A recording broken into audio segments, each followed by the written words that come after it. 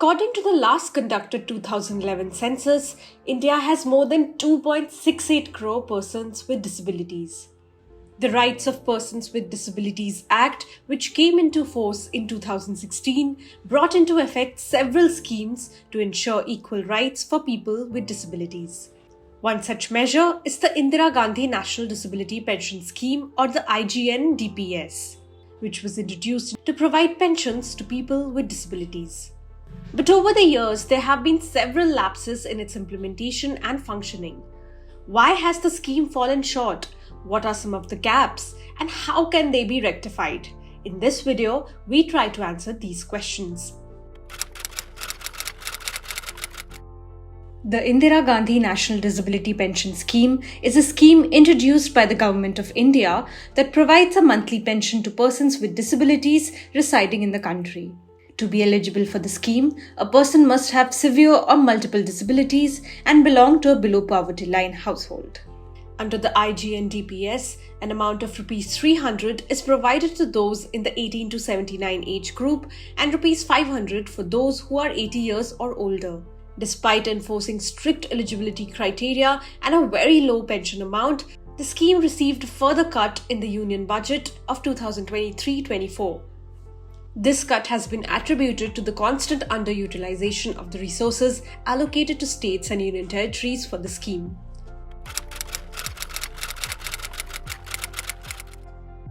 The eligibility criteria for the scheme prevents more than 95% of people with disabilities from accessing its benefits.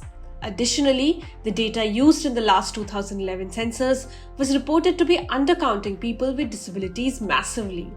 Let us look at some of the gaps in a bit more detail.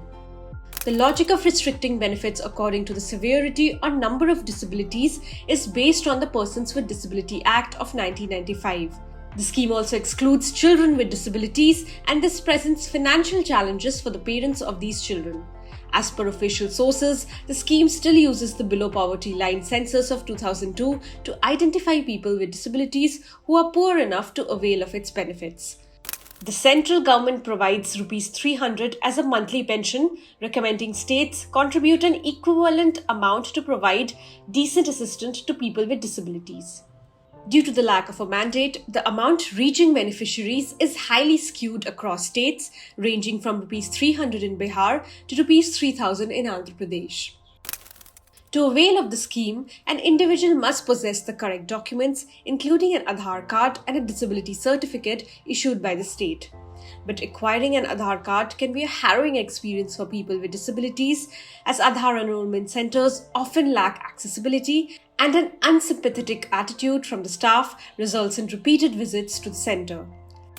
The Ministry of Rural Development has stated that states should spend at least 0.5% of their total budgetary allocation for social audits of schemes. However, there have been several instances that have shown that these audits are not being conducted.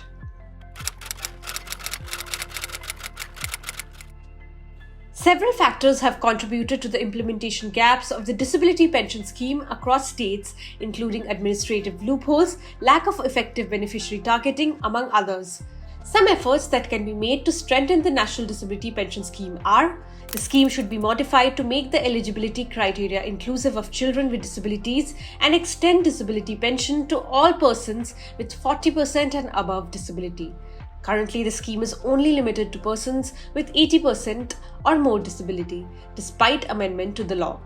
The pension amount was last updated in 2012. There is an urgent need to increase the same, as the current disability pension is abysmally low as per the Consumer Price Index.